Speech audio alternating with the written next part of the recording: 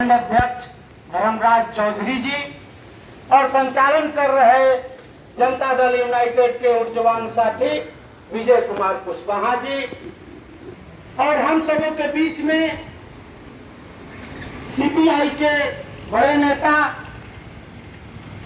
इस तरह हमारे मामा भी लगेंगे निश्चित रूप से, बालक दास जी, रूप नारायण जी, हमारे गार्जियन काशीनाथ सिंह, तमाम नेतागण, सभी लोगों को मेरा स्थान विशेष प्रणाम है।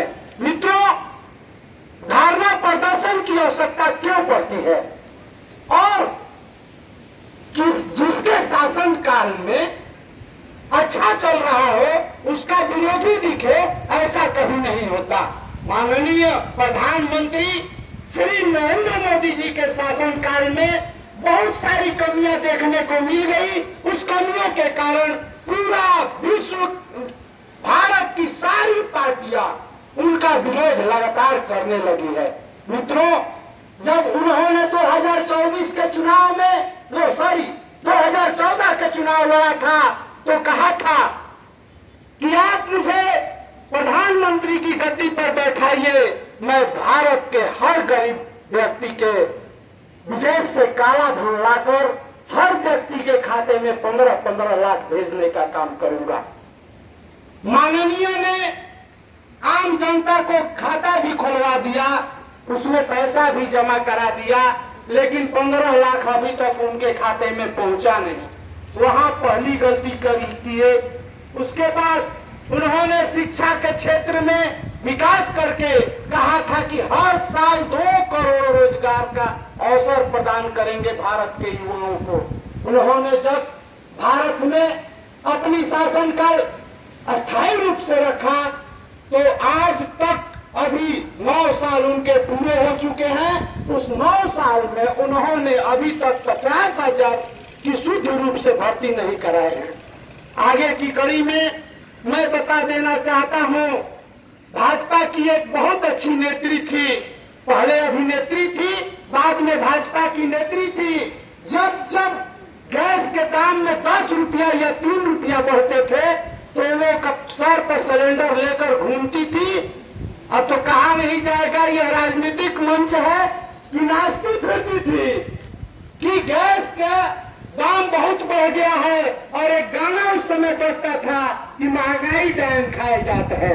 अब आज के डेट में वह महंगाई डायन खाए जाता है जब हम लोग सिलेंडर भरवाने 1300 में जाते हैं, वह सस्ता है या 360 रुपया वाला सस्ता था।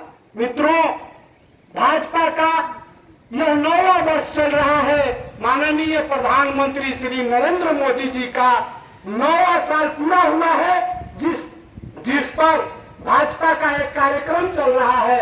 हमारे गार्जियन सीपीआई के नेता बालक दास सिंह जी ने बहुत अच्छी तरह से उसको डिफिनीशन देकर समझाने का काम किया है। फिर भी मैं एक छोटा सा बात बता देना चाहता हूं कि 9 साल बेमिसाल नहीं, 9 साल बदहाल जिसे मना रहे हैं बेमिसाल, आगे आएगा तो भारतीयों को कर देंगे कंगाल। मैं मित्रों यह बताना चाहता हूं कि इन्होंने 9 साल में भारत को गर्त में ले जाने का काम किया है। वो अपने स्टिक जो कहते हैं उस पे काम करने का काम नहीं करते हैं, जिसके चलते पूरा भारत गर्त में जाने लगा है। और इसके बाद अगर हम लोग नहीं समझे, पुनः उनको जगह देने का काम करते हैं तो हमारा भारत डूबने के कगार पे चला जाएगा, विलीन हो जाएगा, खत्म हो जाएगा। और एक वक्ता शर्मा जी ने बहुत अच्छी बात कही, हम सुन रहे थे बहुत देर से, सीपीआई के ही वक्ता हैं, उन्होंने कहा कि मर्यादा पुरुषोत्तम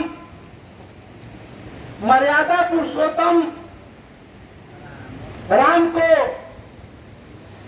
के नाम पर ये लोग राजनीति कर रहे हैं।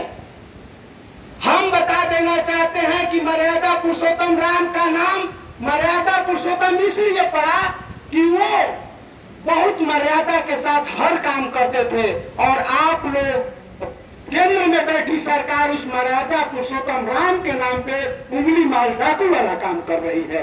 मित्रों, इसलिए सतर्कता के साथ बहुत बातें आप लोगों ने सुना, बहुत बातें कहने की आवश्यकता नहीं है। मैं यह बता देना चाहता हूं कि यह केंद्र की सरकार लगातार दिन प्रतिदिन हम सबों को नीचे गिराती चली जाएगी। आम जनता को लाभ नहीं होने वाला है। उन्होंने एक चुनाव में यह भी कहा था कि मैं जहाज की सेवा और रेल की सेवा इतनी सस्ता कर दूंगा कि हवाई चप्पल पहनने वाला जहाज में यात्रा करेगा। मित्रों, उस समय जब कांग्रेस की सरकार थी तो हवाई जहाज के टिकटों का दाम 1500, 3000, मैक्सिमम 3000 हुआ करते थे। आज अगर पटना से दिल्ली जाने का आप काम करेंगे तो 10,000, 6,000 से नीचे का टिकट नहीं आता है। तो मैं यह बता देना चाहता हूं कि कौन हवाई चप्पल पहनने वाला 6,000 से 10,000 का टिकट कटाने का काम करेगा। हम लोग जनसाधारण से चलने वाले लोग हैं, आम जनता है, जमीन पर रेंगने वाले लोग हैं। माननीय प्रधानमंत्री मोदी जी को बता देने का काम करेंगे कि आपकी जुमले की बाजी यहाँ नहीं चलेगी। अब बिहार और बिहार के पूरे साथी समाजवादी जितने भी लोग हैं सब लोग एकत्रित हो गए हैं और पूरे भारत से आपको कबाड़ कर फेंकने का काम करेंगे। इसलिए हम सभी कार्यकर्ताओं को एकजुट होकर एक साथ काम करना होगा और पंचायतों में चलकर पंचायत में रहने वाली जनता को इस बात से वाकिफ कराना होगा